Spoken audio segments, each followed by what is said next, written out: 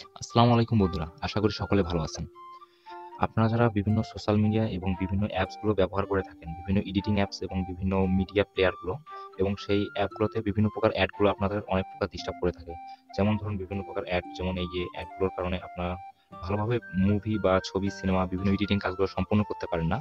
আহ, আজকে সেই অ্যাডগুলো কিভাবে বন্ধ করা যায় এবং সঠিক নিয়মে সকল উপায়গুলো আমি আপনাদের দেখাবো। তার জন্য প্রথমে চলে যেতে হবে আপনাদের সেটিং অপশনে। এই সেটিং অপশনে সবাই খুঁজে নেবেন প্রাইভেট ডিএনএস অপশনটি। এই প্রাইভেট ডিএনএস অপশনটি আপনারা সবাই খুঁজে নেবেন।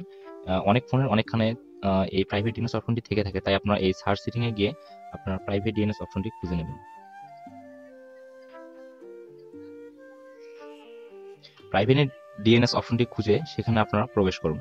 সেখানে প্রবেশ করে প্রাইভেট ডিএনএস অপশনটিতে গিয়ে সেখানে আপনারা private DNS provider host name অপশনে ক্লিক করবেন। এখানে আমার আগেই dns.adguard.com লেখাটি ছিল, আপনারা dns.adguard.com এই লেখাটি এখানে দিবেন। তারপর এটা সেভ করবেন। কিছুক্ষণের মধ্যেই dns.adguard.com এটি অপশন দেখাচ্ছে। এটি সবসময় অন থাকবে এবং সেভ থাকবে। এখন আপনারা সকল অপশনগুলো কেটে দেবেন।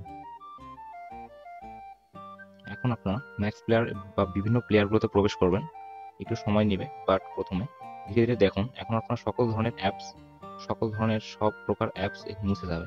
এখন আপনি চাইলে যে কোনো প্রকার মিডিয়া প্লেয়ার বা যে কোনো কিছু বিনা অ্যাড ছাড়াই দেখতে পারবেন।